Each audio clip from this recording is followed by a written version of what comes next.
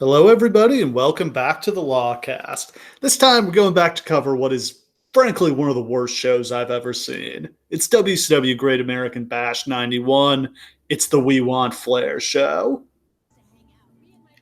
After so long covering just WWE, and I mean, it's been like, what, 6 months now of just WWE? Yeah, it's been It's quite a while. it's so refreshing to get out and watch some WCW that sucks way worse than any of the WWE we watch. I I think WCW was unfairly maligned, but like this show was a lot of the worst of WCW. This show, segment for segment, it may be the worst show of all time. Like, there's not one redeeming segment to any single part of this show. The best match on this show lasts 2 minutes and 8 seconds.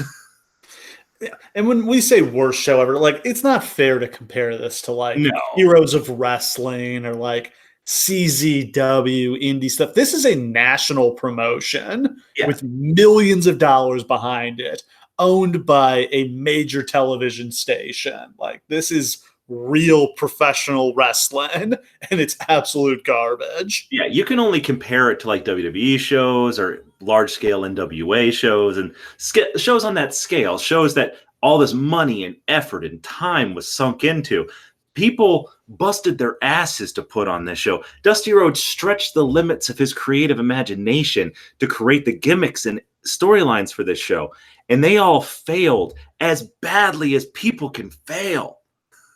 It's incredible. A bunch of serious, respected minds in professional wrestling, a bunch of great talent in front of the camera, behind the camera, millions of dollars, major television production, all combined to put this on. And literally, like, it's not so much that it's bad, so much that it just feels wrong.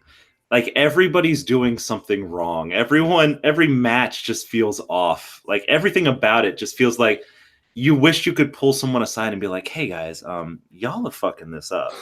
Yeah, it does feel like almost everyone on the roster is in the wrong role in some way. Absolutely. Oh, so this show is most famous for being the end of Ric Flair's initial run in WCW and also as a result for being a complete disaster. So this show is Ric Flair's departure from WCW. He's been the top star in WCW, NWA, Jim Crockett, Mid Atlantic, whatever, for at least a decade at this point. I mean, he's pretty much synonymous with the NWA World Heavyweight Championship. Won the title for the first time in 81 or 82 and has been the champ on and off for 10 years now. Yeah. He headlines Starrcade basically every year. He is unquestionably their franchise player. And like there's a feeling amongst fans, especially fans who weren't watching at the time, of which I'm one, that Ric Flair was kind of untouchable at this point. That there was no reason not to give him the keys to the kingdom and whatever he wanted because he's fucking Ric Flair. But like we're getting into the 90s now, and that shtick is running a little thin. It's probably he could have kept it going for another 5 years or so, but diminishing returns were already in evidence. No, I mean, very strangely, in retrospect, getting fired from WCW was the best thing that ever happened to him because it absolutely reinvigorated his career. He got to go away. The fans got to realize how much they missed him. The fucking WCW realized, like, oh shit, we got to give him anything to bring him back. You can book. That's fine. You can wrestle whoever you want. Here's the title. Yeah, he got to go to the WWF, win the world title, really vindicate himself. As ridiculous as it sounds like to think that Ric Flair needed to be vindicated, but by this point in his career, he kind of did. I mean, he was on a decline. He was not really drawing a ton at this point. He had a really good and hot run in '89, but by '91, things have cooled off. The last Clash of the Champions before this pay-per-view was main evented by him against Bobby Eaton, and I think it was the lowest rated Clash of the Champions of all time. I mean, you can't blame that all on Flair, unfortunately. Yeah, Bobby Eaton, great worker, great tag team wrestler, not really a main event star. I don't think anybody bought that he was going to beat Flair and win the title. And that's another part of the problem. And that's what becomes very clear when Flair leaves, as we're about to cover in detail, is that when Flair leaves, it's like, we got nothing except Sting and Luger. Everybody else is miles away from ready. Yeah, they're either past it or they're not there yet. Yeah. You've got a great next generation of talent here with Steve Austin and Dustin Rhodes and Scott Hall and Kevin Nash, but none of those guys are ready to be the world champ. No, and everybody they have to work with is like 45 years old and on their way out. So, I mean, really, I feel like to tell this story, you got to go all the way back to like 1988 when Jim Crockett is going bankrupt. They've signed all these wrestlers to big money, guaranteed contracts with the idea that their pay-per-views are going to do big business and they're going to be able to make so much money they'll be able to afford to pay everybody this guaranteed money. Unfortunately, their pay-per-views all fail because they're sabotaged by the WWF and they completely suck. Yes. So they have no money. They're coming to the end of the year and they owe millions of dollars in balloon payments and they don't have the cash. So they're about to go bankrupt when Ted Turner comes in as their saving angel and buys out the company, which can't really be in a better position than being owned by the television company, can you? No, not at all. I mean, like they're not the only company ever to pull that off, and I mean it's a cushy gig. It's pretty much job security for life. Or Yeah, so so you think. yeah, Turner buys Crockett, saves it from bankruptcy. Unfortunately, the guy he chooses to put in charge of it is Jim Herd, who is the pizza man, former vice president at Pizza Hut, now an executive at Turner, and had been the station manager in St. Louis for the channel that aired Wrestling at the Chase in the 1970s, which in theory, this seems like somebody who would be a good fit to run the wrestling company. Like, got experience in business, experience at the network, knows TV, knows wrestling.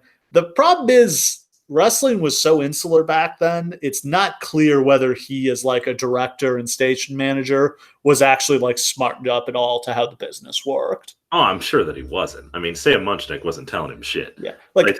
I don't think Jim Herd like thought wrestling was a shoot or anything, but Munchnick was not like bringing him into the office and be like, okay, this is why we're doing this, and this is why this guy's going to beat this guy, and like this is the psychology. No, like nobody would. You were not getting those secrets unless you were a member of the family at that point. I think like a president of wrestling operations, kind of with like somebody at the wheel telling him what he needs and him being the go-between between the network. That was the role he needed to have. Yeah, he actually in charge of the product was a total mistake. Instead, he's essentially in the Vince McMahon role. Like he's got final say over everything that's going on TV, and he was not at all suited for that. You know, we've all heard kind of the stories about Jim Herd. Like I don't know that we don't need to go into all his crazy, terrible ideas. He's just one of those guys. There's a few people in wrestling who like no one has anything good to say about, and like Herd is one of them. Yeah, and it's not like hate. Like people hate Bill Watts, but they also love him. Like he engenders a lot of emotion. Respect him. Yeah.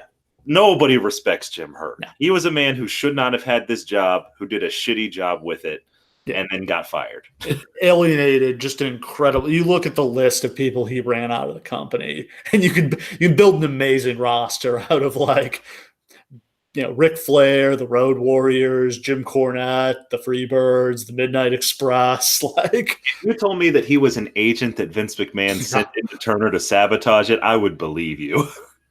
Because Vince got a lot of talent in those years. So yeah, 1989 is creatively a strong year for the most part. You know, we did that Great American Bash 1989 show, which was really one of the best pay-per-views I've ever seen. Absolutely. You know, certainly one of the best WCW pay-per-views ever had. Like great Flair Funk match. You know, 89, you get the Flair Steamboat matches.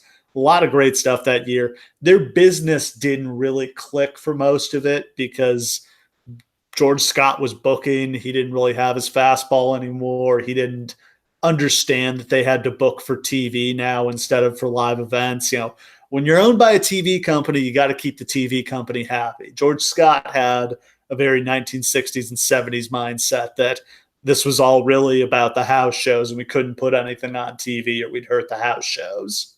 I'm actually very sympathetic to Ted Turner and the whole Turner organization during this time, because they're looking around for someone who knows how to run a wrestling company in the 90s, a television wrestling company. And the only problem is that that person doesn't exist. Yeah.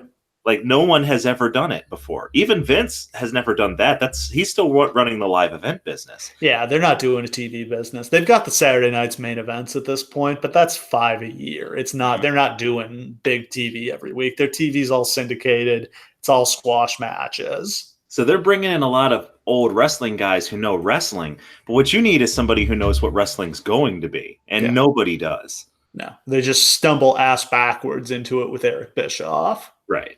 Who does a great job of basically laying out what wrestling is going to be up until the current day. But then he flames the fuck out because he's not Vince McMahon and nobody can be. Yeah. But yeah, Bischoff was the first guy, I feel like, to really understand television. Like, even if he didn't get wrestling all the way, he got television, and that was more important. I would honestly go so far as to say that Vince McMahon never really got television either. Even to this day, I still don't think that he does. Because he's still following the template that Bischoff set out. Yeah. Like, to the letter. Like, nothing has changed. So it might be said that, like, Eric Bischoff is the only person who has ever successfully, like, transformed a wrestling company into a television wrestling company. He reinvented wrestling. We're still waiting for the next person to reinvent it. Anytime now. Come on, Cody in the Bucks. Yeah, things haven't changed much since Nitro. That's so sad. Yeah, I mean, we're 25 years on now and pretty much still watching the same wrestling TV every week. Yep. So after 89, George Scott gets fired after they don't promote the Clash of the Champions with Flair and Steamboat. They ran the Louisiana Superdome and drew 5,000 people in that massive football stadium. Like, had to basically do the match in the dark to hide the fact that nobody was there. So sad. So that got George Scott fired, and he's replaced as head booker by Ric Flair. Flair takes over the booking committee in August 89. His run as booker, successful in some ways, but most people you hear talk about it say, like, booking was not for him. Like, he's just not detail-oriented, didn't have the kind of willingness to put the time in to make it work. But got the TV ratings back up, mostly because he just booked himself. Like, just booked himself on TV in great matches every week, and that drew. Yeah, I mean, you can say that was the wrong thing to do, but I mean, honestly, he was the only real draw on the show at that point. Yeah. I guess we skipped over something important back at the end of 88, beginning of 89, which is Dusty Rhodes getting fired. Having a spike in his own eye. Yeah, so the first thing that really got him in hot water was he tried to book Flair to lose the world title to Rick Steiner in like a 2-minute squash match at Starrcade, which ruffled some feathers. And then after the company told him, like, you got to clean this up, no blood, no gore, nothing like that, had the Road Warriors jam a spike in his eye on live TV. God love you, Dusty. Yeah. So yeah, that got him fired, and he went to the WWF, and to be continued on that one. Yes. So Flair books from like mid 89 to the end of 90. Jim Herd just drove him crazy. Like, even though the ratings he turns the TV ratings around, he gets their house show business up. Like, Herd just won't stop giving him shit, and like Flair just gets sick of it and quits. Yes. And like, to hear Flair tell stories of it and just be like, this man would come into my office and be like, hey, you got to put the ding dongs on the show. And also, well, you're not so fucking tough. It's like, oh, yeah, it sounds so damn horrible working for Herd. He's saying Flair should become Spartacus and like get a diamond stud earring because he's got to change with the time. Like, what are we doing here? I got no idea. That feels like deliberately antagonizing him. Oh, I'm sure that it was. I mean, I'm sure that that's exactly how it was meant.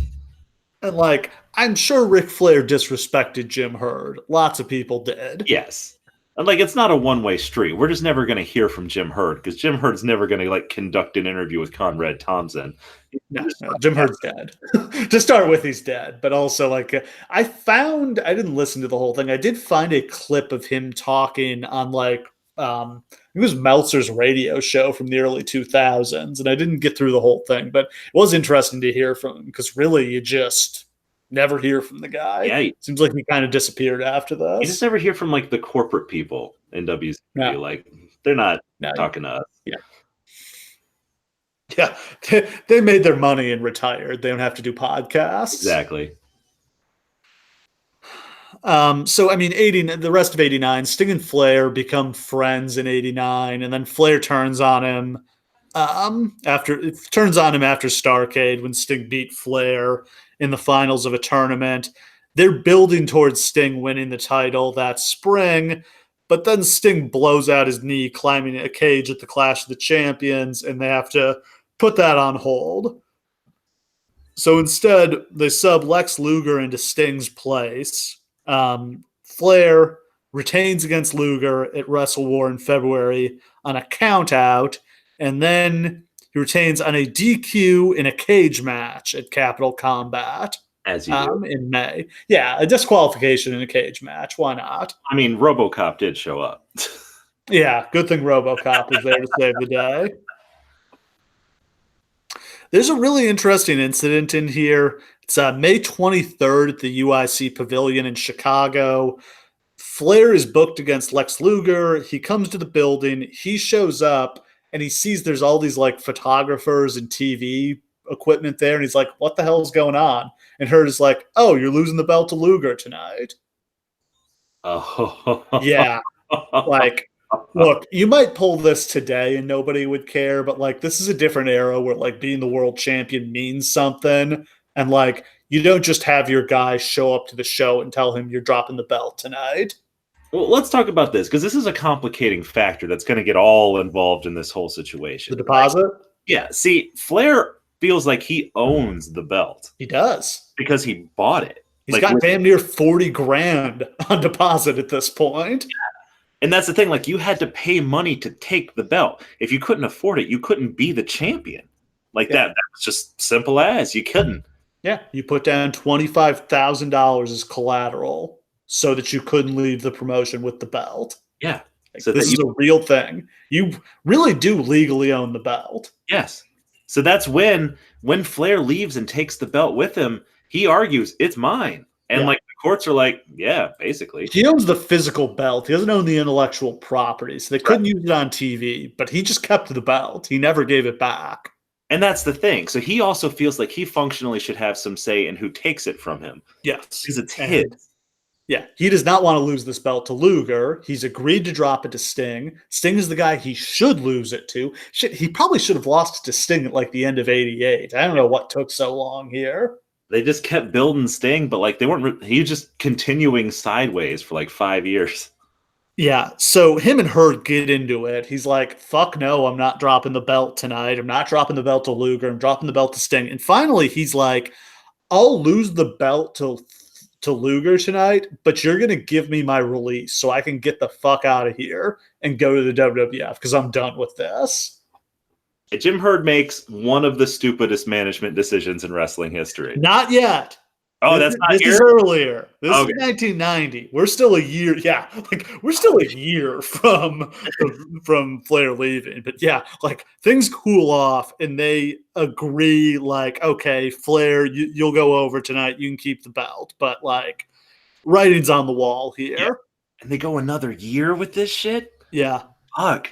I mean, he's been flirting with the WWF for a long time. Like, almost jumped in 88, was going to show up on that first SummerSlam and got cold feet at the last second. Yeah. Like, it's been a long time coming here. But yeah, Sting is back for the Bash 1990, beats Flair to win the WCW title. Should be the start of a great run for Sting. Instead, he gets stuck feuding with the Black Scorpion, which we did something that had the Black Scorpion on. We did like a Clash of the Champions, or we did a Clash and a Halloween Havoc, I think, that had the Scorpion. Yeah, we definitely did the one with the spaceship. That's yeah. Oh. Yeah, so Halloween Havoc 90, Sting retains against Sid Vicious. Starcade, Sting beats the Black Scorpion in a steel cage match and unmasked him to reveal that he was Ric Flair. They got to Starcade and still really didn't know who it was going to be. And Flair says he kind of stepped up and was like, I'll do it. He says it was because, like, he didn't want like Barry Windham or anybody else to have to deal with kind of the stink of that storyline. Yeah, Would this have hurt Barry Windham? I don't know. I still feel like it kind of would have elevated him. Yeah, at least it would have given him some personality. But at the time, yeah, like it was getting shit on so hard that I kind of get that. Yeah, Flair just knows he's bulletproof. He'll just move on. Like once he's revealed, it's just dropped and really never talked about again. Right, and at least it makes some semblance of storyline sense that, like, all right, well, Flair wants his title back. I kind of get it. Yeah, he just did it to fuck with Sting. Right. So Flair won the title from Sting at a house show in East Rutherford on January 11th, just a couple weeks after Starcade. This is when they start calling the belt the WCW World Heavyweight Championship instead of the NWA World Heavyweight Championship. They're functionally the same thing. They're still using the NWA belt. And at least in theory, the NWA board of directors still have to approve title changes, but like we're heading towards the split of WCW and the NWA. When is that official? When does that split actually happen? Here. The split okay. with Flair is the split because the NWA doesn't strip Flair right away. Got it. Yeah, they let Flair keep the belt for a little while because they're hoping he's going to go work the territories, whatever those are at this point. I don't think so, guys. Yeah. Flair's not going to work Memphis. That's about all that's left. So just after this, things are already bumpy between Flair and management. It gets even worse when Dusty Rhodes returns from the WWF and becomes part of the booking committee. Like, Dusty and Flair have had issues going back a long time, as we talked about. Dusty really tried to humiliate Flair, have him get squashed by Rick Steiner. Like, Flair is not trusting Dusty as booker. He's not feeling good about that. It's just been the two alpha males of the NWA the entire time it's been national. I mean, it's understandable. Yeah. A fun oddity, they do the first WCW New Japan Super Show in Tokyo on March 21st, airs in the USA on April 21st on pay-per-view. This is where they do a controversial finish between Flair and Tatsumi Fujinami. It's WCW champion against IWGP champion. Fujinami wins the belt, beats Flair, but prior to pinning him, throws him over the top rope, which under WCW rules is a disqualification, but not New Japan rules. So this is a hot finish. The WCW title is in theory still contested. They come back for Super Brawl in May with Flair Fujinami 2, and Flair wins to become the undisputed WCW champion. Like, a really strange thing to do, to have Fujinami in your main event. And I haven't seen the TV leading up to it, but I doubt they did a good job building him up in America. Absolutely certain that they didn't, because they never have any other time before. No, like, I doubt anyone really knew who he was. Things were like, okay, the storyline that you've created makes sense for this to happen, but your fans don't know who this is. And like, you might be so insular within your own little world that you may think that they do, but like, they don't, man. Like, not even close. It would be like, all right, the main event of this next pay-per-view is Seth Rollins versus God, who's the NXT champion right now? Adam Cole. Yeah. And it just be like, all right, well, half of your audience has no fucking idea who that is. So we're coming up to Great American Bash now. Herd wants Flair to drop the belt to Lex Luger. Flair doesn't particularly want to do it. And to add to the complications, Flair gives his 30-day notice in late June, just a couple weeks before the Bash. He has another year on his contract, but there's also a clause that either side can terminate the deal with 30 days notice. WCW also wants to terminate him because they want him to take about a 50% pay cut. 50%, dude. Yeah. His deal apparently guarantees him something like 700 to 750K a year, which is probably too much money for where this company is at this point. Like they probably shouldn't have anyone making that much, but they want to drop him down to 350. Whereas like Sting and Luger are both up in the 700 range and like don't have the escape clause that Flair's contract has. So like Flair and Luger are going to be making twice as much, or Sting and Luger are going to be making twice as much as Flair, and like that's obviously not sustainable. It's a pretty clear statement of where they see the future Yeah. going, and it's not Rick. No, they're telling him we don't want you anymore. So it's not that there's nothing wrong with trying to cut costs. Like this company's losing millions of dollars. They've got to cut salaries. Right. But trying to cut your star player in half and have him go from being the top paid guy to like, I don't know, maybe outside of the top 10. Do you think there's 10 guys making over 350? No. Looking at this roster, I'd struggle to find more than 5 that were probably making high enough money for that, unless they're like old timers that were grandfathered in. But still, having making 40% less than your other top stars is a big problem. It's more than that too, because it's an intentional slap in the face. Yeah. Because it's not in no business and nowhere are you ever asked to give up half of your salary. Like if you are getting paid well more than your company can afford, that's not your fault. That's the company's fault. And they have a choice of generally getting rid of you completely with some severance, or like trying to negotiate, or just dealing with it because you're so valuable to them. Like, I don't know how they thought that. They can't have thought that he would accept this. There's just no way. No, but to me, this is just so simple. He doesn't want to be there. You don't want him. Let him leave. Just have him drop the title and fucking leave. Like, I don't know if you didn't want to put Luger over. Have him put Sting over. Like, and have Sting put Luger over. That's what you want. Just, yeah. I mean, the other thing I want to bring up is how many parallels are there between this and Bret Hart and the WWF in 1997? Good. Yeah. Like there are many, many parallels there. And I think this is part of what informed Vince McMahon's decision-making around that. Oh, yeah. Because like the decision that Jim Herd makes is, all right, just get the fuck out of here. Which is like not the one Vince makes. Because Vince is like, no, I got to get the belt off him. Because he'll do what Flair did. He'll just take it. Also, Bret almost left the WWF in '92 with the Intercontinental title, which everybody kind of glosses over. Everybody just kind of pretends that shit didn't happen, even though it would have broken the world had it actually gone through.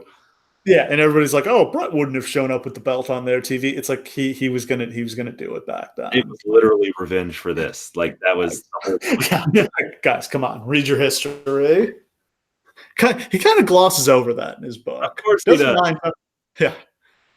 Doesn't mind talking about all the women he cheated on his wife with, but like this, he doesn't want to bring up because it undermines his credibility in Montreal. I was always loyal to Vince. I didn't have it coming at all. This is what's actually important to Bret, like much more important to Bret Hart than anything else is like that he's like the good guy in the screw job. So negotiations over the contract break down in early July. Herd inexplicably fires Flair rather than having him lose the title on the way out. Just what an insane and moronic thing to do. You destroy the credibility of your title. Whoever your new champion is going to be a paper champion because they never beat Flair for the title.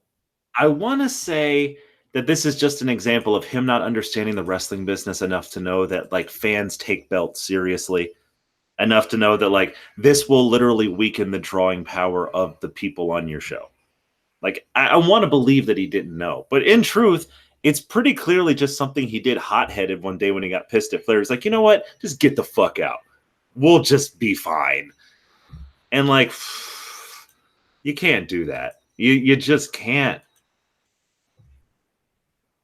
So there was discussion of having Flair lose the title at a house show to Barry Windham before the pay-per-view. Again, very similar to proposals we heard about, like, what if Bret just loses the belt to, like, Shamrock at a house show before Survivor Series? Doesn't happen because they fire Flair. Monday, July 1st. The Great American Bash is July 14th. So we've got less than 2 weeks until the pay-per-view.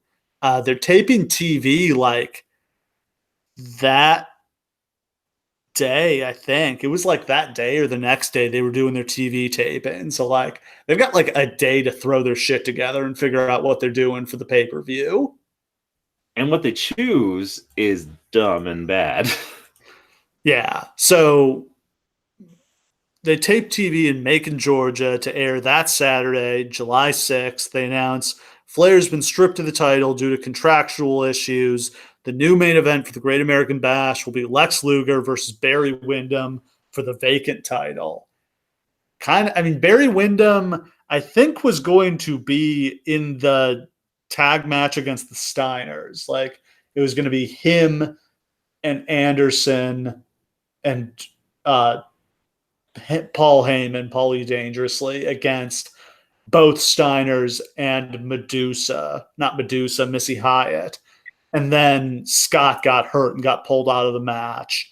And then Windham got thrown into this other match. But they're really kind of plucking Barry Windham out of the mid-card and throwing him in the main event here. Do we both agree that they just should have put Sting in this match? Yeah, I would have just forget the Sting, Nikolai Volkov, Nikita Koloff Russian chain match. I think we can live without that. I mean, you put Sting in this match, and even if you keep everything else the same, or you can make it, or you can do like a tournament and have that be one of the matches in the Eliminator, and Sting wins it, and he goes on to fight for the title. What I would love is if this was like a tournament, and Luger and Sting, best friends, both babyface, meet in the finals, and Luger turns heel to beat him. That's great. Yeah. That gives you something to build on. But yeah, having Luger instead turn heel on Barry Windham, who like is already a heel, doesn't do anything for you. We'll get to. He doesn't really turn heel. No, not exactly. To make things even juicier, the WCW and NWA title aren't really the same thing at this point. This is where you have to detach title from belt. Physically, it's the same belt. It's the big gold belt. But the NWA has a board of directors, and they recognize a champion, and WCW is an organization, technically a subsidiary of the NWA. WCW is really what matters because that's the name on the brand, that's the TV, but the NWA still wants to feel important.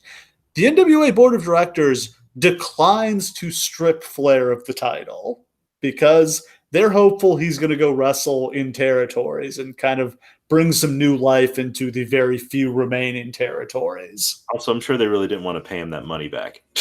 Yeah, okay, so we got to get into the belt. We got to get into the deposit. Yeah.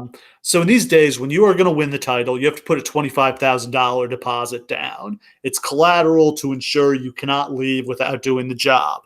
For someone like Flair, who wins and loses this belt constantly, he just left the money on deposit. Like, he doesn't really need the $25,000 at this point. He's making that like every single week. He just leaves it in the bank account. It accrues interest. It's up to, I read, $38,000 by this point, because I think it's basically been on deposit since like 1982 when he first won the title. That's a whole lot of money they owe him. And Jim Herd decides to fuck with Flair and refuses to give him back the deposit. And see, here's the thing, is that if you have Flair lose the belt and then he just never wins it again, you don't owe him that money necessarily. Maybe he never asks for it. He says he never got it back. Yeah. Eventually you have to pay him like when he retires. But he probably would have just left that on deposit until he thought he would actually need it. Whereas if you strip him, you owe him that shit now. Yeah. Because now the belt, you're essentially asking for the belt back. So you owe him the money that he paid for it. The NWA in 1991, spoiler alert, I don't think it had $38,000. No. No, I don't know where they were getting that from. Under the mattresses of the promoters, I guess. So Flair refuses to give the belt back, sends it to Vince McMahon, and we get the real world's heavyweight champion storyline and the litigation that ensues as part of that, as they will violate WCW's intellectual property by bringing the belt onto WWF TV. But what a moment that is to have the NWA champion show up on WWF TV. It's amazing it's not a bigger moment in wrestling history, honestly. Yeah. And when Flair wins the WWF title, like he's the first like true undisputed world champion since the 60s, since like Buddy Rogers, I guess. I mean, that's real. I don't remember, but yeah. Like he technically owns both titles. He is the represented champion of WWF and the NWA. It's crazy. Yeah, he's the lineal NWA champion. He was never beaten for the belt. And then when he goes back, technically he still is, really. Yeah. So since this is 1991, you have to understand the ads promoting Luger and Flair continue to run all the way up to the pay-per-view because like they can't pull those out of circulation. If you go and look at the Wikipedia page right now, it's Flair versus Luger on the poster. They never made another poster. No, there was no time. There's no time to get all the posters back and replace them. Some pre-taped segments on the syndicated shows promoting Flair versus Luger still make air too, because just they've got so much syndicated TV at this point that they can't. It's just too much of a logistical nightmare to get it all edited out and replaced with other stuff. It's just a very different time. And I mean, promoters have struggled with this same kind of thing even up to this day, when it's a lot easier to get the word out quicker. But at that time, like, how would you even begin to get the word out? How would you even like get in contact with each individual TV network that are scattered across the country? Because pay-per-view providers work totally different then. It's a nightmare. Yeah. And like, I mean, this is the era where they're sending the pay-per-view stuff like months in advance. Yeah, they're sending like cutting their pay-per-view ads and the posters and everything. They're getting that out months in advance. So like this is a pretty common occurrence that like they've got one plan for what the main event. Like I'm sure they had Sting Flair promoted for the previous pay-per-views, but then Sting got hurt and couldn't do the matches. Like this is just something that happened a lot back then. I mean, into the 90s and 2000s, you'd have cases where like a guy would be on the poster and he wouldn't actually be on the pay-per-view because he would be hurt. Oh, yeah. Absolutely. That's why like WWE. That's literally why WWE started doing those posters. Just have like one dude on it. Like they just stopped promoting matches on posters. They just stopped doing that. Yeah, and this is something interesting Bischoff said on his podcast that like made all the sense in the world to me when he said it. Was the way he explained it was because they couldn't really promote matches for pay-per-views in that way. He felt like the shows themselves had to be the characters. And like that explains so much about WCW's pay-per-views. And what makes them so cool is that they have these themes. Oh God, yeah. Like Halloween Havoc on its own is like such incredible. Like the draw was Halloween Havoc. The draw was Starcade. Bash the Beach, Slamboree, like just sold out. Yeah, every single pay-per-view was different and like meant something. It was identifiable. Whereas today, what does stomping ground mean? Hell, I swear to God. Yeah. So this is the beginning of the end for Jim Herd. He lasts until the end of the year and resigns in January 1992. But when you run off the company's top star and fuck over your title belt in the process, you're not going to last much longer. Real quick, dude, I just got to do a bathroom break. Hold on one second, okay?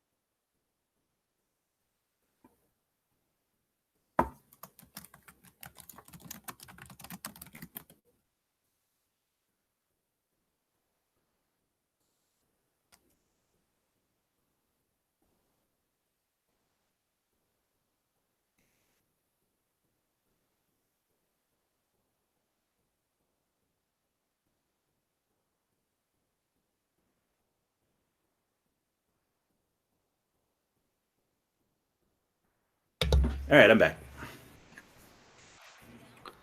All right, so to get into the show, it's July 14th, 1991, at the Baltimore Civic Arena in Baltimore, Maryland, which was really, always the home of the Great American Bash. I think from 88 through like the late 90s, always Baltimore. Baltimore Civic Arena, famous wrestling venue. Superstar Billy Graham won the WWF title there. Big building for the WWF, for Jim Crockett Promotions. Maryland is always interesting because it's just kind of disputed territory. Like WWF would run shows there, and Crockett would too. It's literally and figuratively, because literally that's where the Mason-Dixie line is in Maryland. Yeah. There's about 7,000 in attendance, 5,500 paid for a gate of just under $100,000. Not close to full, like a little over half, I think. I think it's more like 13, 14,000 is capacity there. It looks full on TV, but I'm pretty sure they just put everybody on the hard camera side.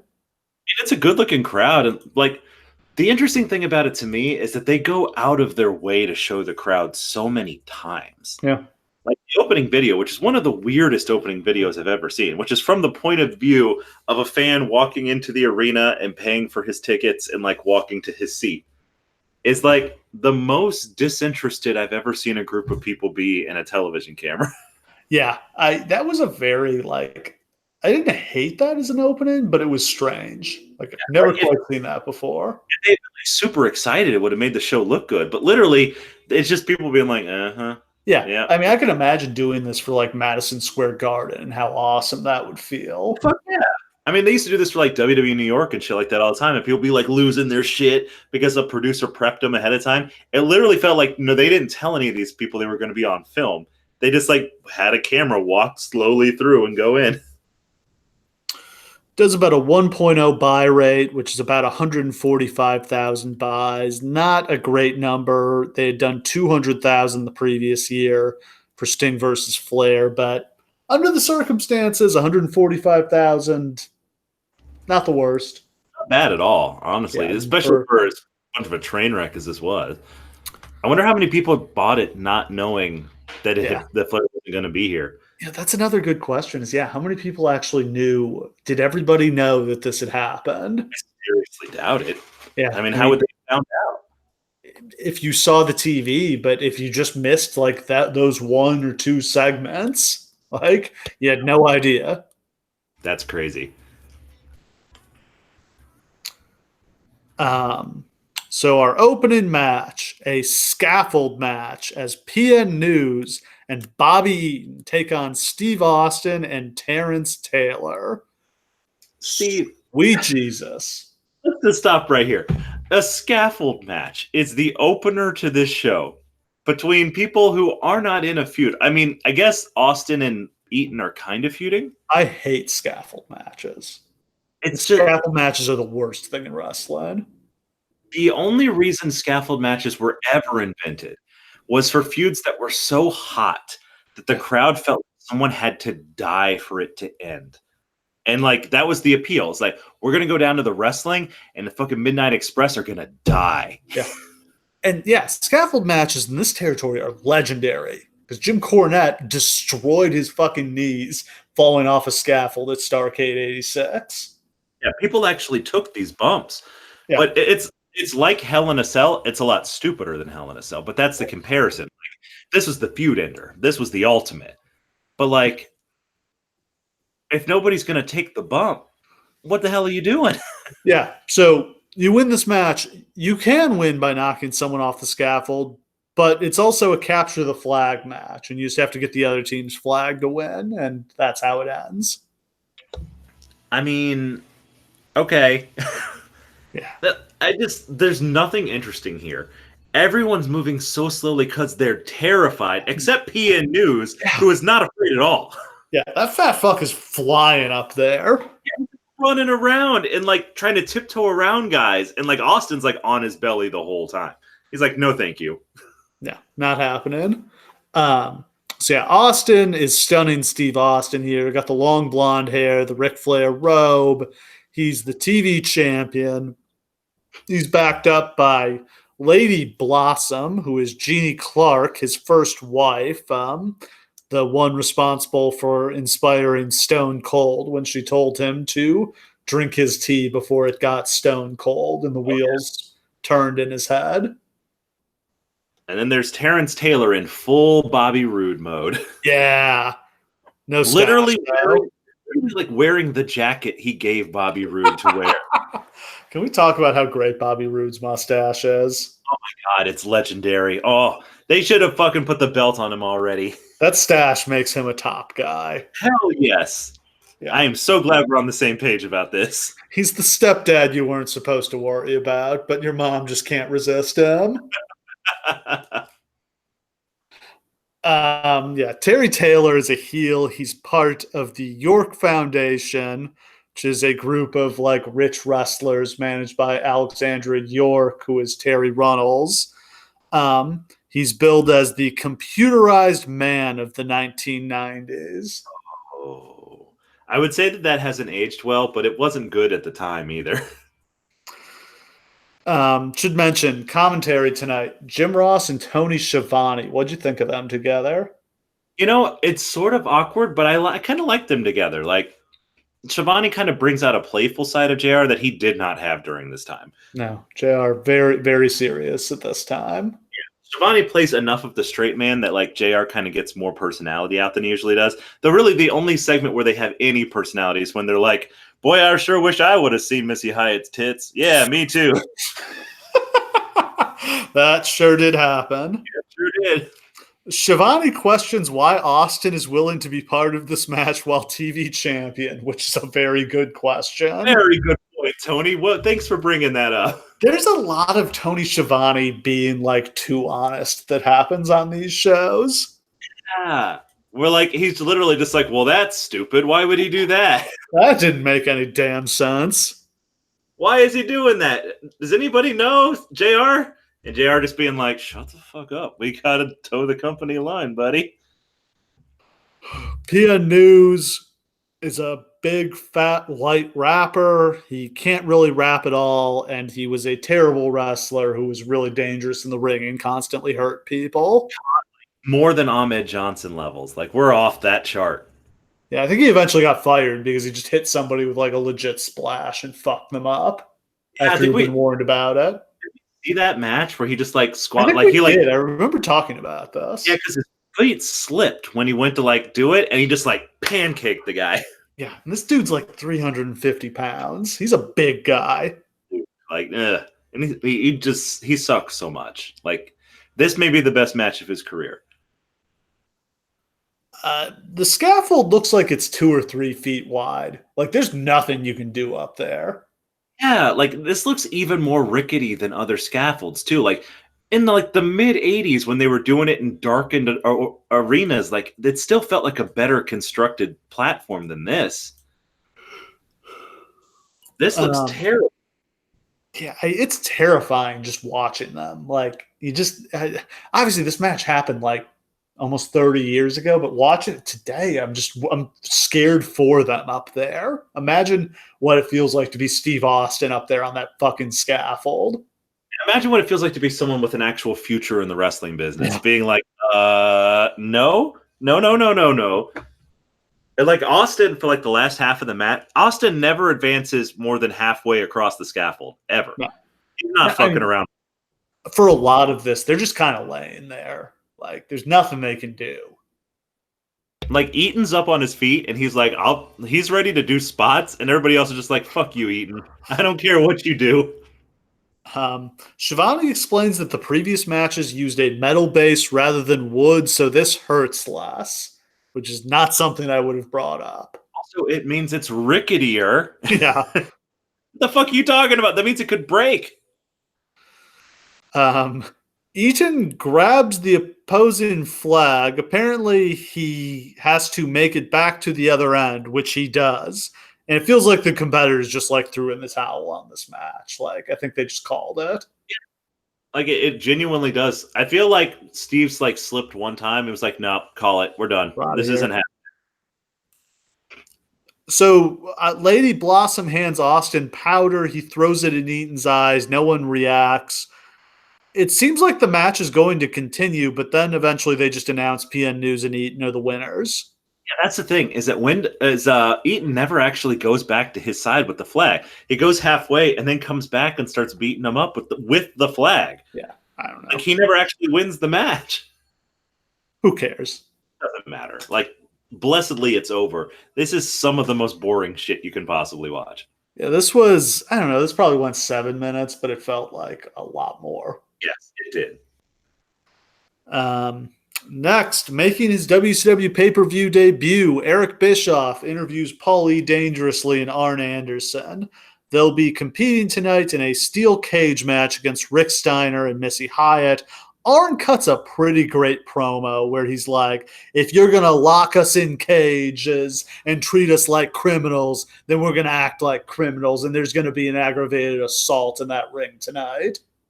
Is Arn Anderson a top 5 promo of all time? Man, I don't think he usually comes up when we talk about the best because he doesn't have a lot of there's no Arn Anderson like hard times promo, but he was just consistently so great.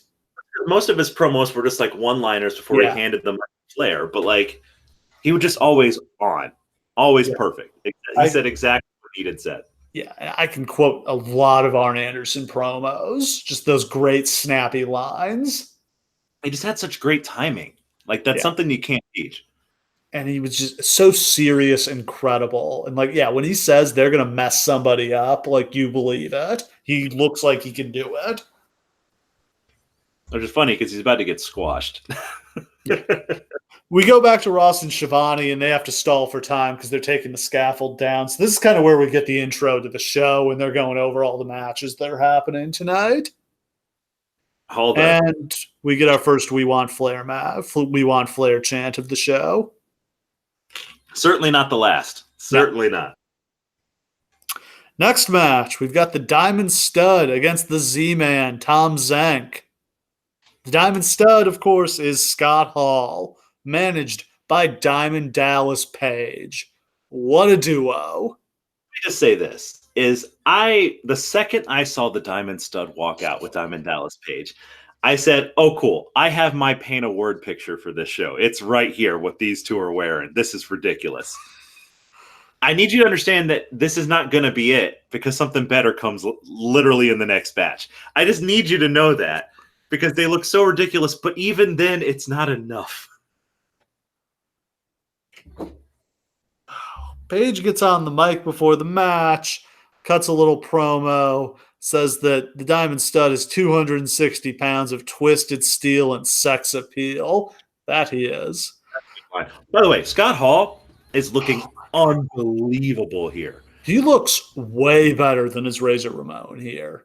Yeah, because he's slimmed down to be Razor, so he's kind of lanky. But here, he's just like a brick shithouse. Like, it's ridiculous.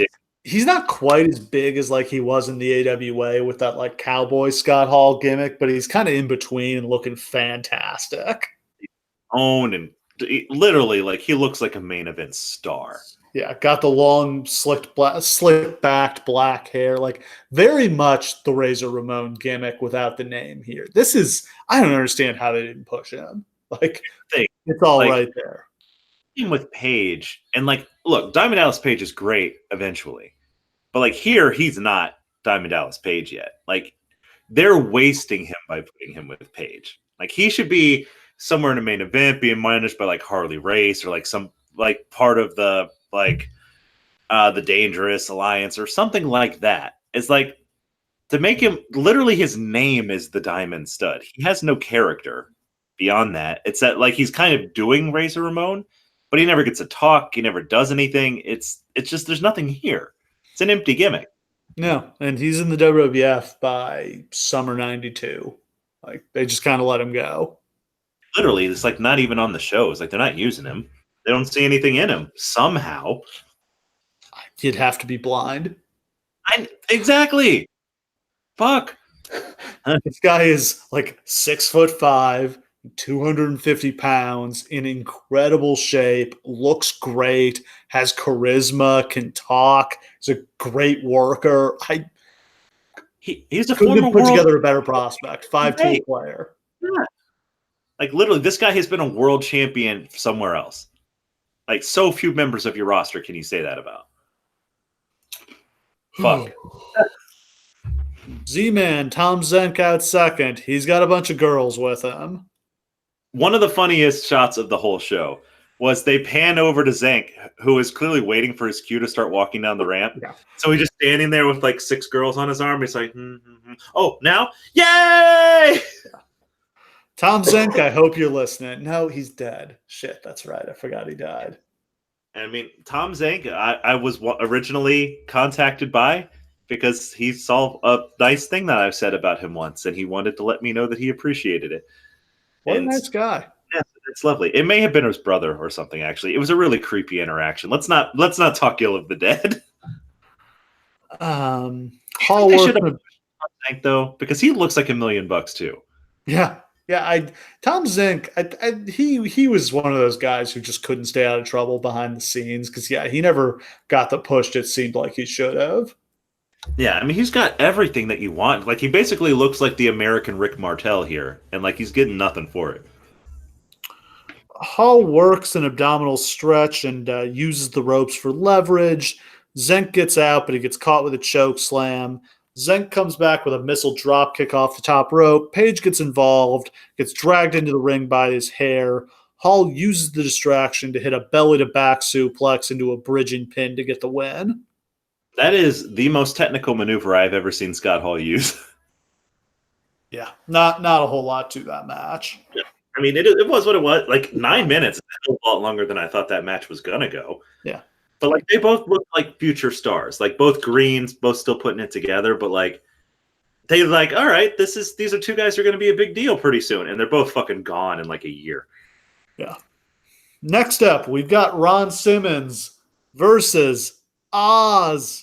Yes. Oh my Oz. god. Oh my Kevin god. Nash as a giant wizard. Okay, this is where the word picture gets painted. Here we go. All right, so we pan over, and before we're introduced to the fact that it's about to be Oz or anything, we just suddenly get a static shot of a castle that has suddenly appeared on the ramp, which was empty before. And my initial reaction is, oh shit, they actually built a set for him? And then suddenly a curtain gets yanked back and the whole thing ripples, showing that it's just like painted on a sheet. And I was like, oh, I felt stupid for thinking that was real. And out comes Kevin Nash wearing old man makeup, wearing a giant Santa Claus beard, and wearing a voluminous green cape extending 5 feet out from his shoulders. He looks like Super Shredder's grandpa. And it is absolutely fucking ridiculous. And then a tiny man in another beard comes trotting out in front of him. Who was that guy? That was Kevin Sullivan. That was Kevin Sullivan? Yeah, the Great Wizard.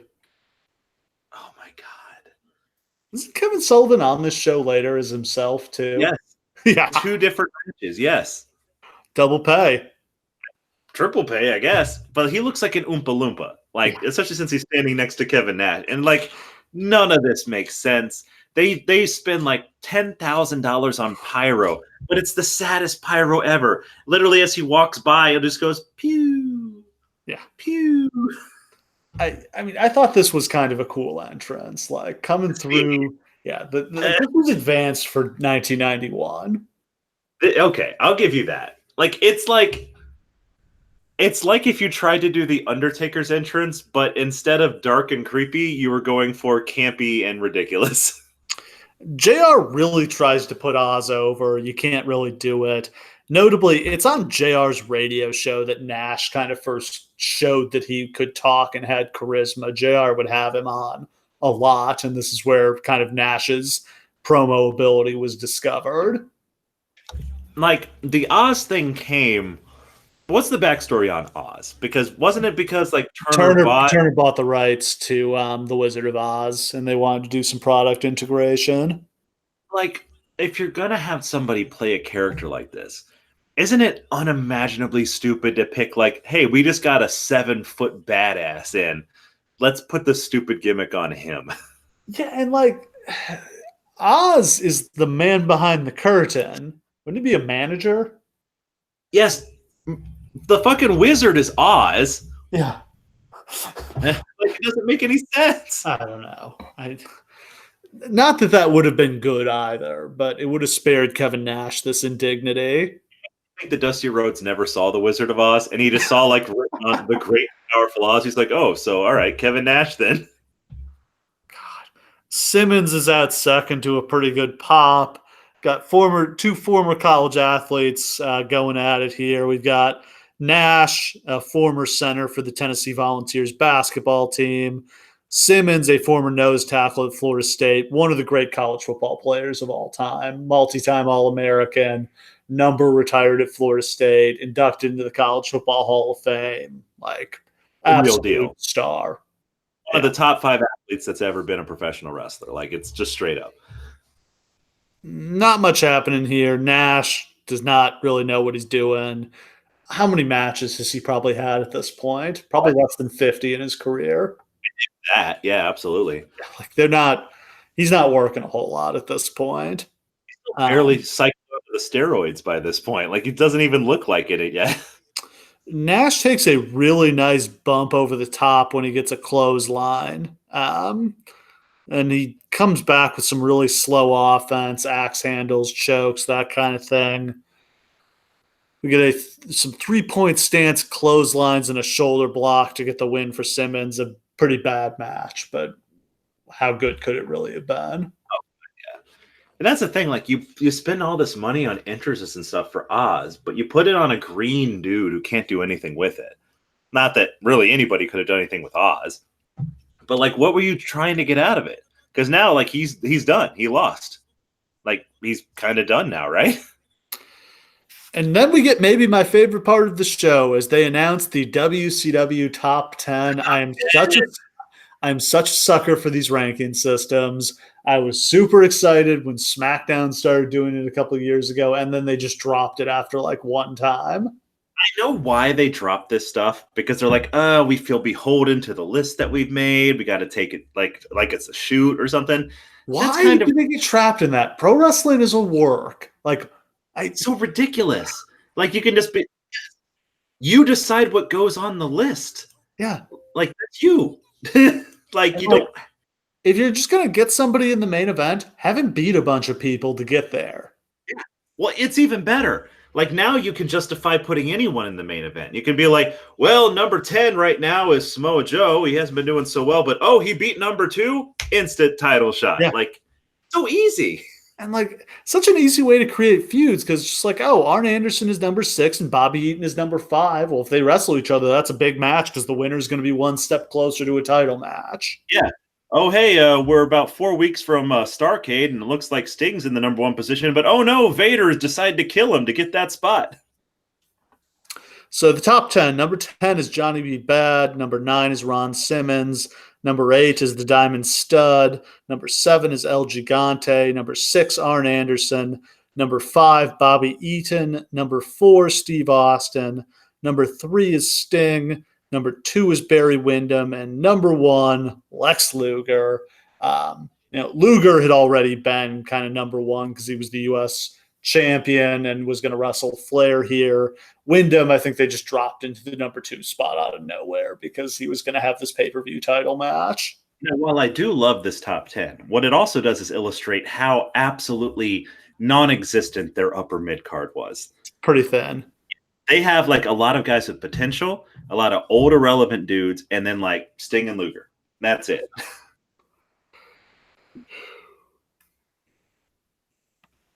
Next up, Richard Morton versus Robert Gibson. The Rock and Roll Express explode. Ooh.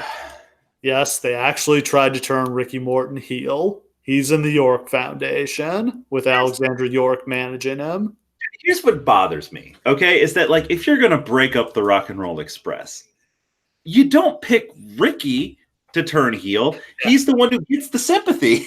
Yeah, I don't understand why Gibson didn't turn heel. Really, the format to every Rock and Roll Express match, and I'll save you some time because there are thousands of them, is Ricky Morton gets his ass kicked with no offense for 10 straight minutes, and then Robert Gibson comes in for the hot tag that everyone goes wild for, then they do a double drop kick and go home.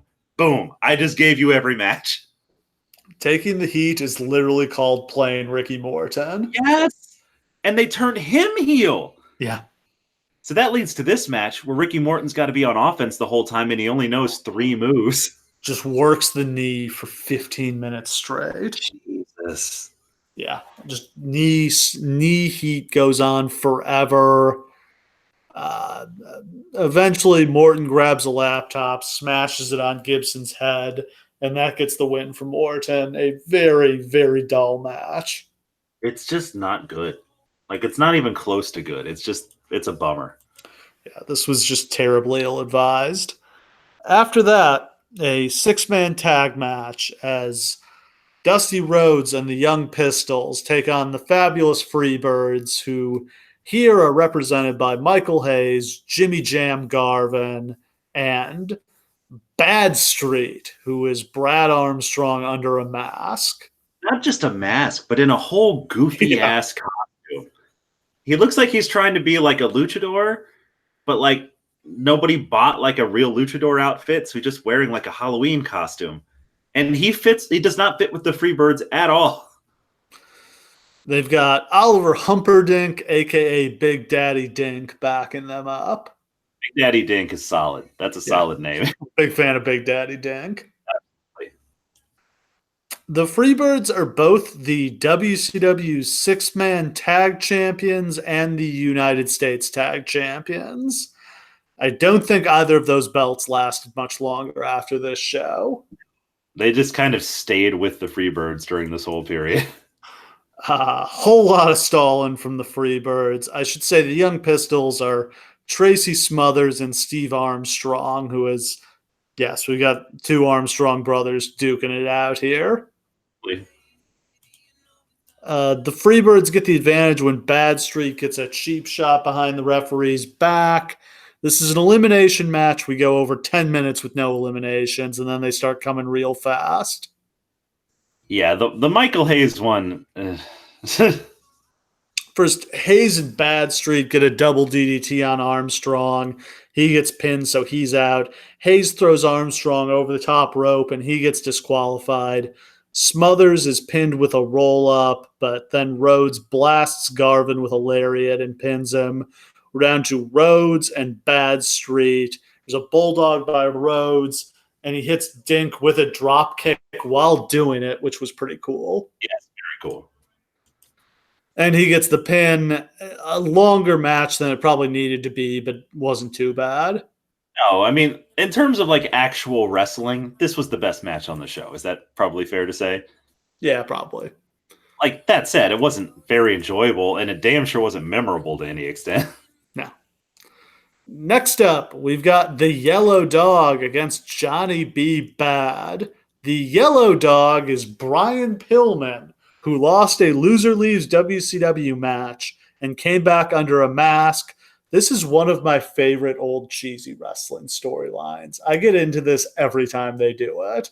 This is such like a Florida thing. Like this is the Florida thing. Or like Dusty Rhodes, Midnight Rider. Just did it. Like it's just such a thing in old school territory wrestling. Because back then, like you wouldn't really know like that was the person under the mask. You'd just be like, hey, that guy kind of looks like I mean, with Dusty, you probably knew because who looks like Dusty Rhodes? But if it's like Austin Idol, you're like, is that really him? I don't really know. And then it's like a mystery, and then you find out. I love when they did this with Hogan, Mr. America. I think you're the only one, buddy. I think you're the only one. What about when they did it with the Miz? It should have lasted longer. It only lasted like a week when he was the Canada Kid or whatever, but that should have lasted longer. Oh, yeah. Or when Edge and Christian were the Conquistadors. Yes. Yeah. There's a long, proud tradition of this. This is not part of it. This is not part of it, no. Oh, man. So this is where I should note, I had previously seen this show, and it was a rip of the VHS tape. And on the network, they edited out a part where Pillman looks into the camera and yells, "More like Johnny B. Gay," during his entrance. Now, this is a podcast, so it's an audio medium. So you can't see me sighing and shaking my head right now, but that's what's happening. Oh, this is the pay-per-view debut for Johnny B. Bad, who was in wrestling for a while. Like, I always thought of Mark Miro as like like a young guy and a new wrestler, like watching him in the WWF in the late 90s. But no, he had been around for years at that point. He just sucked. Yeah, man, he wasn't green. He was just terrible. He just couldn't tell at the time. He sadly does not have his awesome entrance theme with the lyrics yet. It's just kind of generic rock and roll music. On the show sucks. Like, it's really bad. I don't know if maybe this was dubbed in. It's entirely possible. I just don't know what music they would have been using at the time. But like, it's all really, and it's like toned down. Like, you can barely hear it. Yeah, I don't think they were still using like licensed music. I mean, they were never paying for it, but I don't think they were still. I think by this point they'd phased out though, like just using people's songs without paying royalties for it. Yeah, I think that they were just genuinely just garbage. Had bad production on this show. Like, which match is the one where, like, literally the feed just goes out? Yeah, the picture goes out for a little bit here, which is one of these really like random, interesting things about watching these WCW shows on the network from this era. Is sometimes like they just lost the feed and like they can't recover it. The thing on the bottom that just says, "Sorry, we can only show you this shit." If the yellow dog is revealed to be Brian Pillman, he will be banned from WCW forever. Bad is trying to unmask him. Dog then wins by DQ, and Bad accidentally throws him over the top rope. I don't hate that over the top rope DQ rule, but like, did they have to do it on every show? And like twice on this show. Yeah, that was the thing. It just became such a crutch. And it's like it also doesn't make logical sense to me. Like, I don't understand what the purpose of that rule is in the kayfabe fiction. Like, it's just to protect the wrestlers. If you can throw them over the top rope, you're going to hurt them really badly. I get the idea of, like, not coming off the top. Like, it's like, that'll hurt them too bad. You can't do that. And then somebody starts doing it and gets over. Get that. The over the top rope, though, that doesn't make any sense to me. Especially since Ron Simmons knocks... You mentioned earlier that Ron Simmons coolly knocks off over the top rope. Not once, but twice. No repercussions. I would love them trying to explain why that wasn't a DQ when it would happen. I'd be like, oh, they're going to say his own leverage, his own momentum took him over the top rope. Where in that case, he tried to get Kevin Nash over the top rope the first time, failed, and then went, huh, and then went back and just mega clotheslined him over. Yeah. It's obvious that the rest didn't give a shit about that rule. No, I mean, they're not calling the match like it's a shoot. Like, that's a stupid thing that comes later in the WWF where they're like, oh, if somebody actually messes up, you should actually disqualify them. Yes. Oh, my God. I will never get over that. Well, shit, the main event of WrestleMania this year. The guy, they were apparently mad at the referee because he counted Ronda's shoulders down when they weren't down. Like, that was the finish of the match. I guess he wasn't supposed to count. Which is madness, because, like, people at first were just like, oh, well, that was weird. Who gives a shit? Becky won! Yeah. It's fake, man. It's fake. Yeah, just shoot it from a different angle where you can't see that his shoulders aren't down. Yes. Well, that's the weirdest thing, is that now WWE's gotten to this point where they're so obsessed with showing you everything that it's like Kevin Dunn's like, give me 20 angles of her shoulder being up. Bischoff then goes into Missy Hyatt's locker room to get an interview with her. She's in the shower. He tries to sneak in like a pervert and gets shampoo bottles thrown at him. Ironic that he would later be sued for sexually harassing her. Yeah, it's kind of amazing how that happens, huh? Yeah. Next up, we've got a lumberjack match as Black Blood takes on Big Josh. So this is Black Blood is Billy Jack Haynes with an executioner gimmick. And Big Josh is Matt Bourne, a.k.a. Doink the Clown. If this were Billy Jack Haynes versus Doink the Clown, I'd have bought the pay-per-view to see it. No, instead it's this garbage. It's a fucking lumberjack against a guy wearing a child's Halloween executioner costume. Let me be perfectly clear. We have, throughout this podcast and throughout my wrestling watching, seen some of the most ridiculous shit of all time. I've seen Tajiri summon the Great Muta through a fucking genie lamp. Like, I've seen a lot of ridiculous things in my time. When Black Blood walked out, I actually laughed out loud. Like, it was that ridiculous. It's horrible. And he's got what looks like a toy axe, too. I hope Yeah. it's not a real axe. God, it just looks so bad. They punch each other a lot. The only thing that gets a reaction is when the lumberjacks start to fight each other, Which is inevitable. And like that's when I noticed that like some of the lumberjacks aren't even like wearing like wrestling gear of any sort. Like one guy's just like in like sweatpants and a t-shirt. I like when guys don't wear their wrestling gear if they're not wrestling. Yeah, we covered that with like the Big Show in his sweatpants or whatever. Sweatpants. I was just thinking about that. But like in this case, it was one of the bigger guys. It may have been Gang, and he just looked like shit. It's just like you look like you couldn't be bothered. Black Blood grabs his axe while the referee is distracted. Dustin Rhodes then hits him in the knee with an axe handle, like a literal wooden axe handle. I have no idea where this came from. I think Big Josh brought it to the ring. I guess that would make sense, wouldn't it? But like, yeah, just out of nowhere, here comes the axe handle. Should have been an axe match. Oh God, you can't do better than an axe match. I would watch that. Josh gets a cradle for the pin. Great match. Then El Gigante takes on the one-man gang. Okay, look, before we even get started with this, I just want to say that this match isn't that bad. No, like considering who's in it, like yeah. Gang bumps around a lot. of the year. Gigante is like so enthusiastic, and like the fans are actually into him. He's so big. Yeah, like he's so tall. He's like 1.5 feet taller than Gang. Yeah, it's ridiculous. And like he can move. Like he's still very awkward, obviously, in lumbering. He looks much healthier here than he did as Giant Gonzalez. God, yeah. Like literally the couple of years was really rough on his health. Like he just stopped playing basketball. Like he had been like an athlete up to this point. So like he's moving around, he's doing like takedowns and stuff, taking bumps. Like it looks great. Like I can see a future for him here. Like I can see a Flair match to get out of this, right? Like the whole time Jim Ross is on commentary, just apologizing for how much he sucks. Jim Ross is literally like, hey, he's been doing better. He's been, learning some moves, and you keep an eye on him. He'll start doing good one of these days. Gang is led to the ring on a leash by his leather daddy, Kevin Sullivan. And that was awkward. There's nothing gay in pro wrestling. Nothing at all. The one-man gangbang.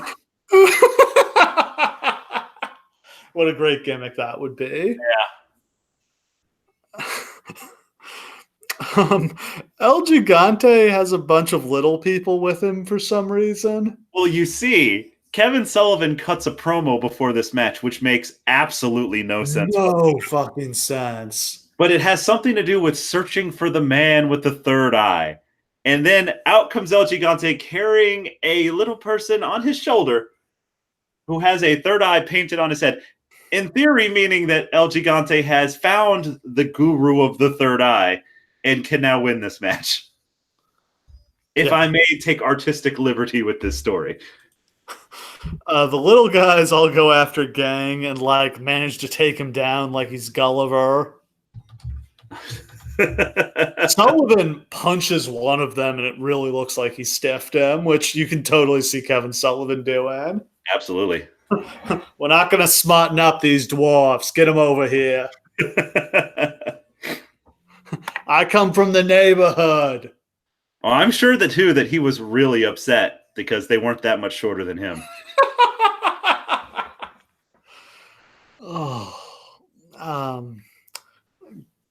Gang gets a wrench, and I think this is a note. This was like an anything goes match, right? I would have to assume. Gang gets a wrench and hits Gigante with it. Big splash, only gets 2. Gang goes to the top rope and gets thrown off by Gigante, which is a lot more of a bump than I was expecting in this match.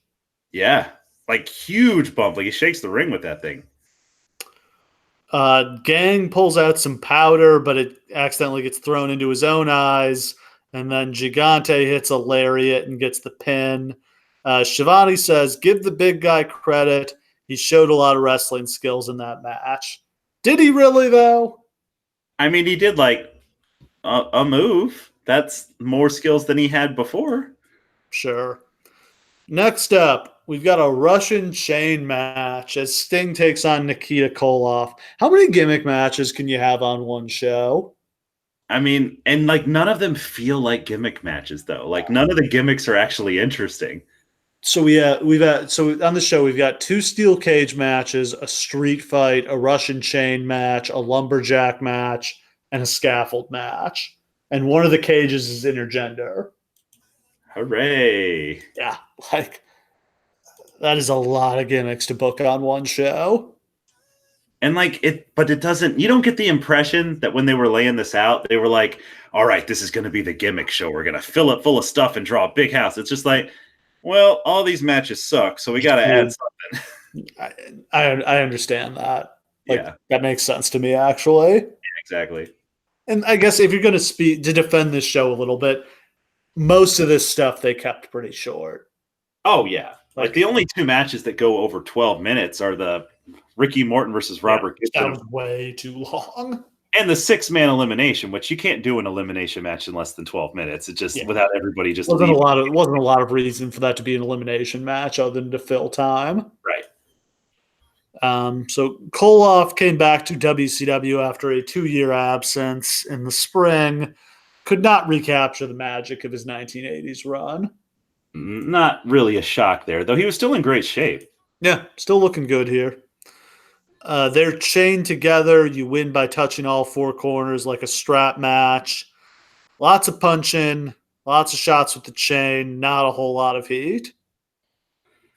I think I've only ever talked about this once before on the Great American Bash. Which one did we do with the Eddie Guerrero JBL strap match? We didn't actually do that. Oh, we didn't? We've not done that show. Oh, I may have done a review and complained about that. Okay. Sure. Well, I hated it. That's basically what you need to know. And like strap matches are not good. They just suck. Like it's not fun to watch somebody go around and touch all 4 corners like that. It's just one of the only ones I can remember liking. It was the Rock and Triple H had that one in the Attitude Era, but you didn't win by touching the corners. It was just like a street fight where they were strapped together.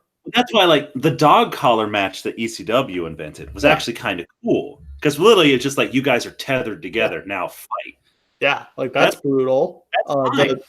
The Piper Valentine dog collar match from the first Starrcade is a classic. Yeah, I mean that's a good gimmick. Like it's just like you 2 hate each other. Well, one of you's got to win. You can't get away. That's cool. That's fine. Do that.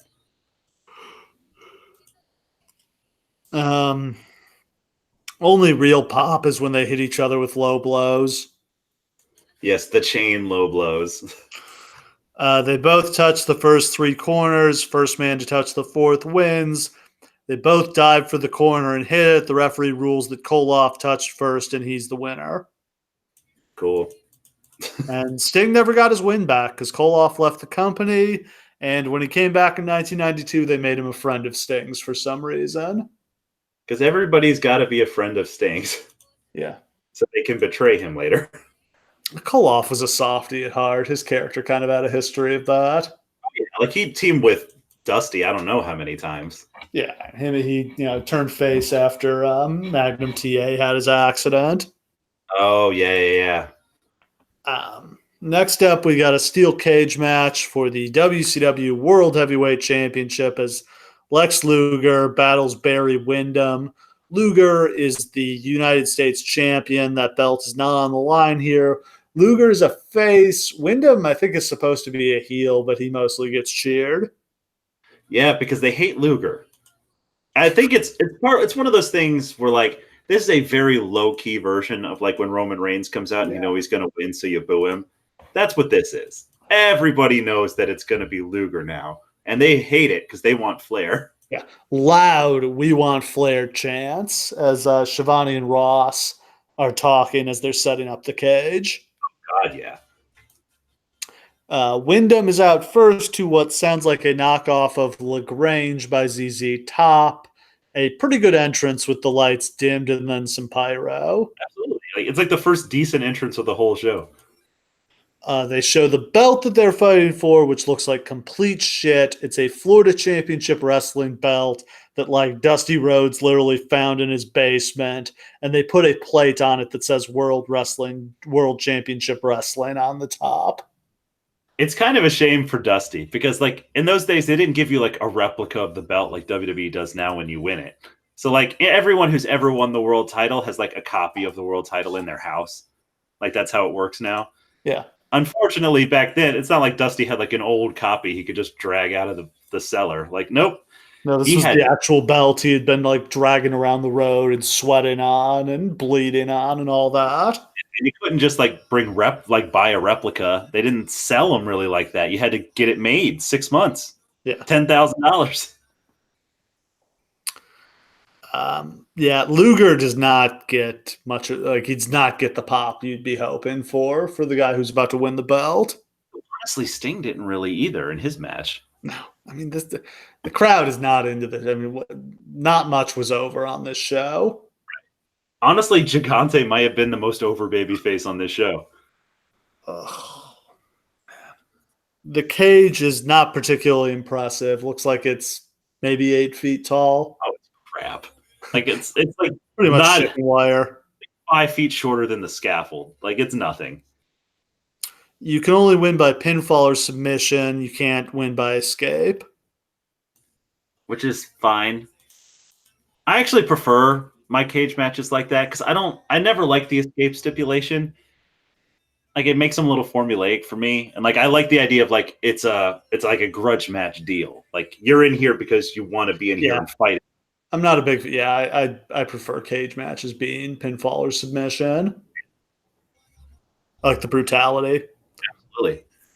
2 men locked in a cell. JR says that Luger was locked up in his dressing room all day and wouldn't let anyone in. That's something to remember for later.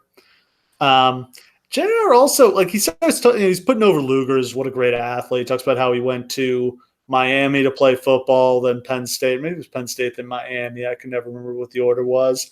He explains that he left there after only 1 year and then was playing professional football when he was 19. But also then later says that Luger has a college degree, and I'm not really sure when he got that. Maybe he went back afterwards, like some pro athletes do that, but I don't know anything about that. Yeah, maybe he got his degree like while he was, just like, I don't know what he did before he was wrestling. I think he was a bodybuilder, just like hanging out in the gym when they discovered him. Lock up, test of strength, run the ropes, that kind of stuff. Crowd chants Nature Boy. Crowd is not reacting to much of anything that's happening in this match.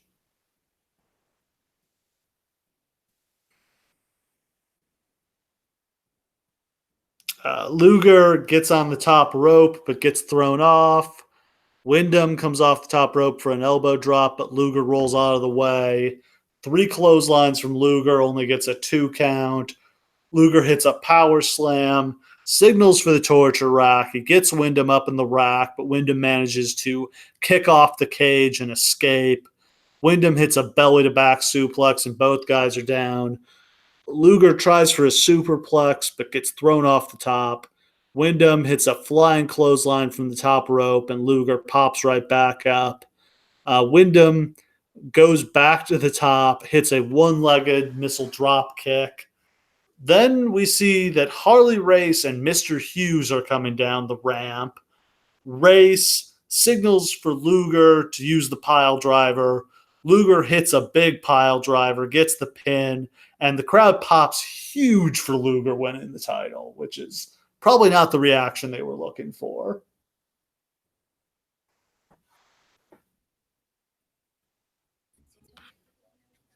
Okay, I'm back.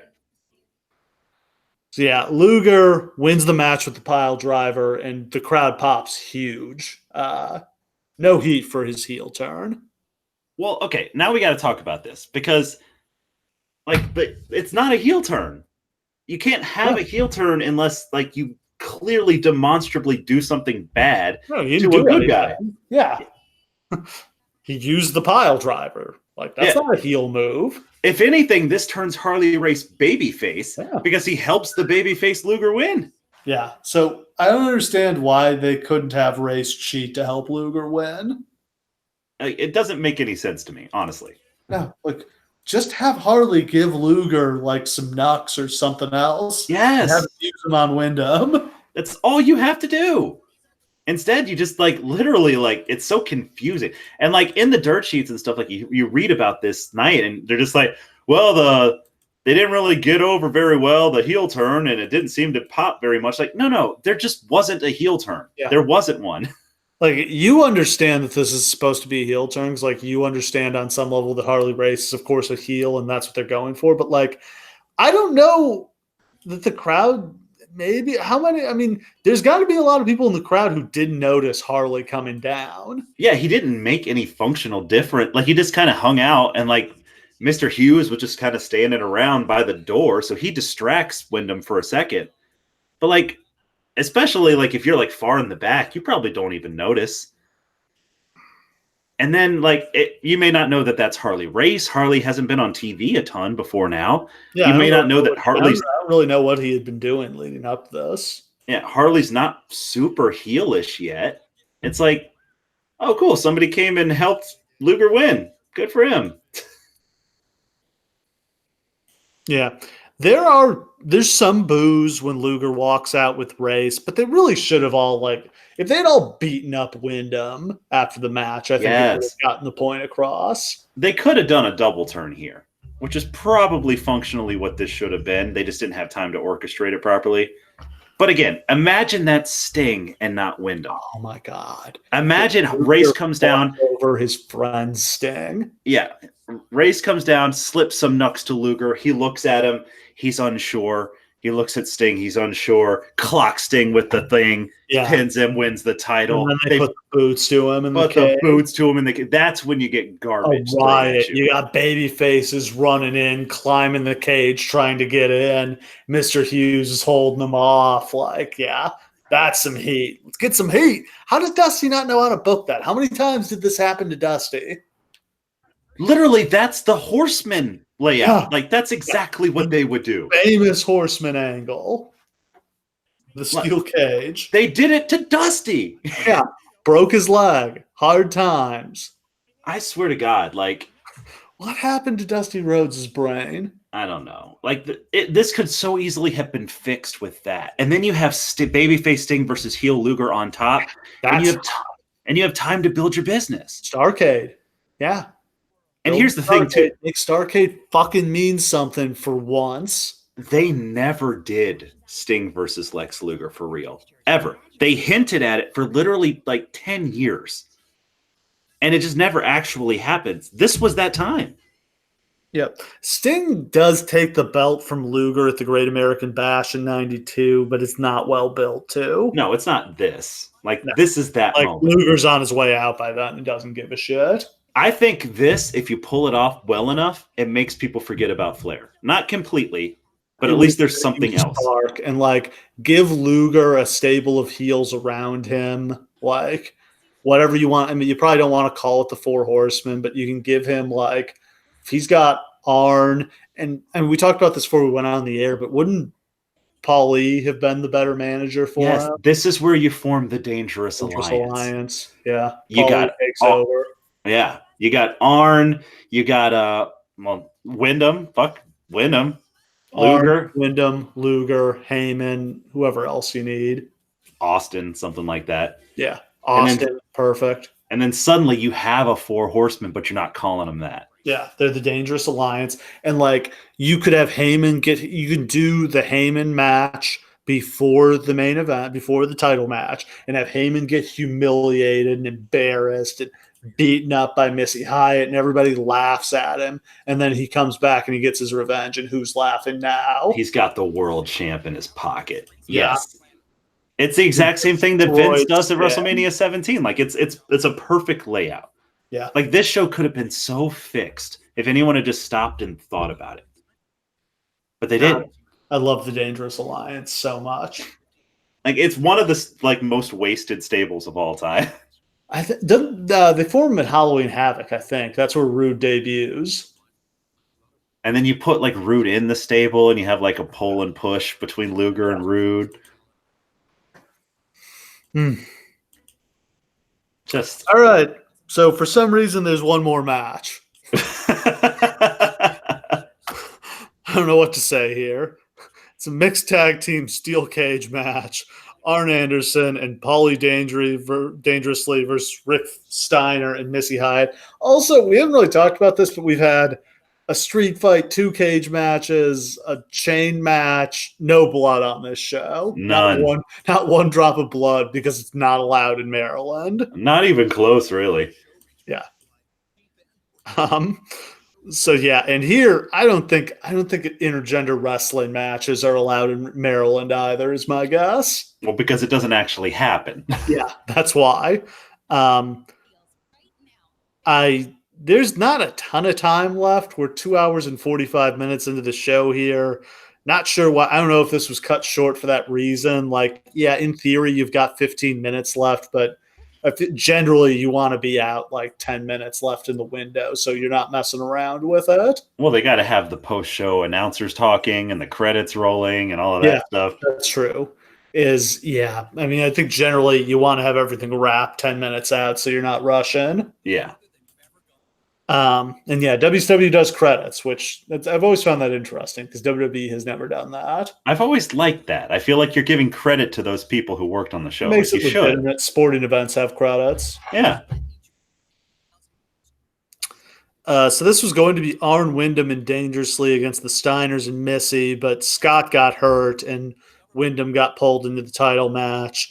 As Missy Hyatt is coming down before the match, Dick Slater and Dick Murdoch kidnap Missy Hyatt, so it's now a handicap match. Which the announcers find absolutely hilarious. Yeah. Like, oh yeah, they're going to have their way with her. Ha ha. Ha ha ha ha. Rape is great comedy. Jesus Christ. Wrestling, stop doing this. It's just garbage.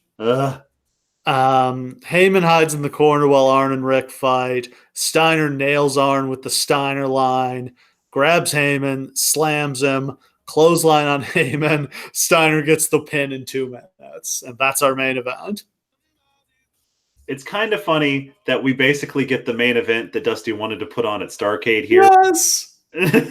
Yes! He's been wanting to book that Rick Steiner squash match for so long. I feel like it would have been exactly like this. Just put Arn in place of Paul and put Rick in place of... Yeah.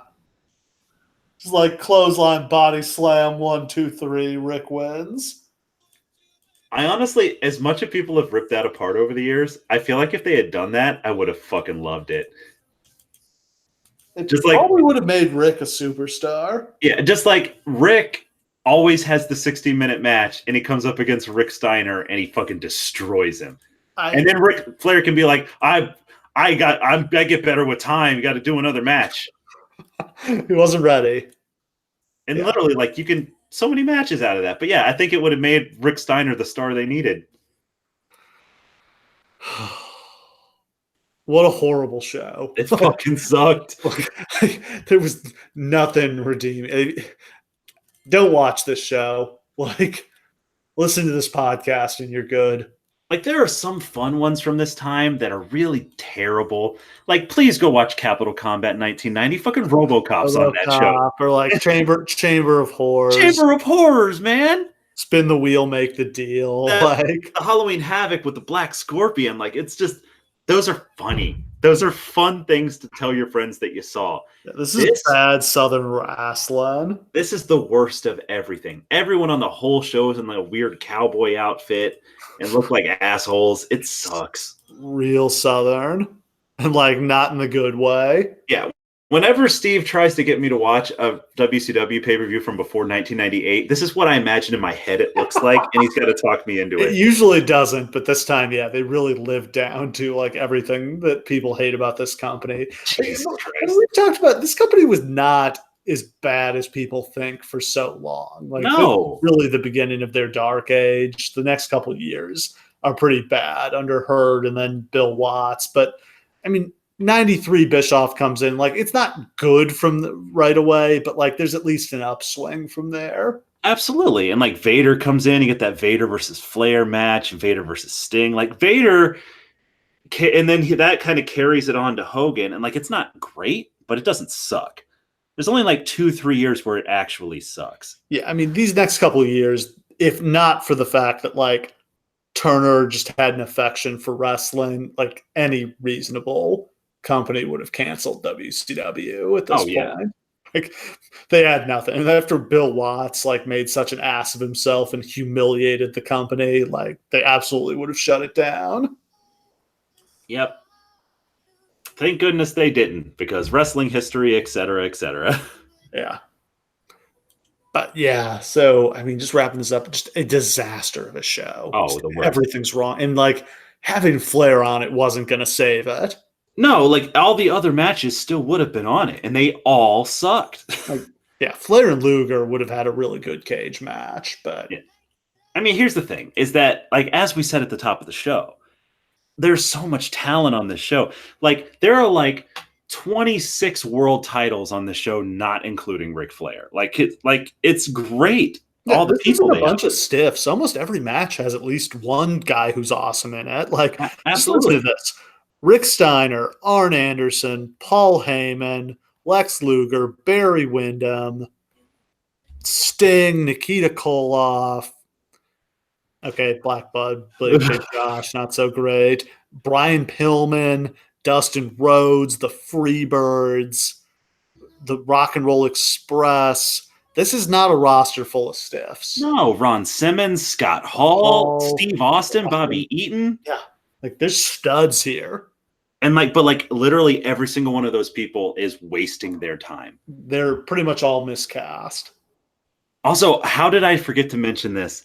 When Dustin Rhodes and the Young Pistols are doing their interview in the back, Dustin Rhodes does a Dusty Rhodes impersonation. Yes. He's just like, well, I think we're going to go. Like, I've never heard him do that before, and I lost my mind. Okay, that's the only redeeming thing about this show. Don't watch any other of it. I mean, the kid had no idea who he was supposed to be. No. No. Just Dusty's lab experiment. And let's let the record show that I believe he's the only one still wrestling who wrestled on this show. I think the Rock and Roll Express are still doing indie shows. He's the only one who's doing it on any real stage. Oh, sweet Jesus. I think you're right. I think Yeah, they are. they're still doing indies. I saw them at a show a couple of years ago. My God. They were not looking good. I bet. Yeah, I mean, a lot of these people are dead. I should mention the Observer poll results. Thumbs up, 0. Thumbs down, 239. Thumbs in the middle, 2.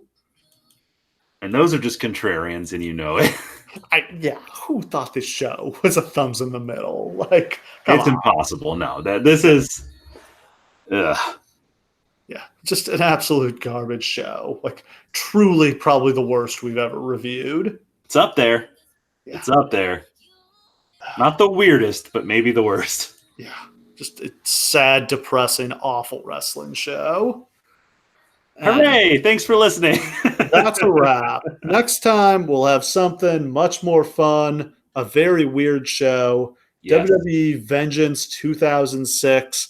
I swear this is a show where it feels like the matches are just randomly generated. Like, I lived through this, but when you told me some of the matches, I was like, what are you talking about? Yeah. John Cena versus Sabu? What? Yeah. Mick Foley versus Ric Flair in 2006. What? The Spirit Squad in a pay-per-view main event. Oh, where they face DX, right? Yeah, this is the DX reunion. Sweet Jesus. Rob Van Dam versus Edge, the world title match. That sounds awesome. Yeah, like Kane versus Fake Kane. Fake Kane, remember that? Yeah, Luke Gallows. Does anyone remember that any of this happened? This is such a kooky, fun time, and we've covered basically none of it. I love this. What the hell was going on with this company at this point? Fuck me, I don't know. This is And even as I before. remember, it's actually a pretty damn good show. It's like, I want to watch this show so bad. Like, Yeah. I want to watch it so bad. Yeah, very much looking forward to this. We love weird wrestling, and this one's about as weird as it gets. That's our mission statement. So yeah, tune in next time for that.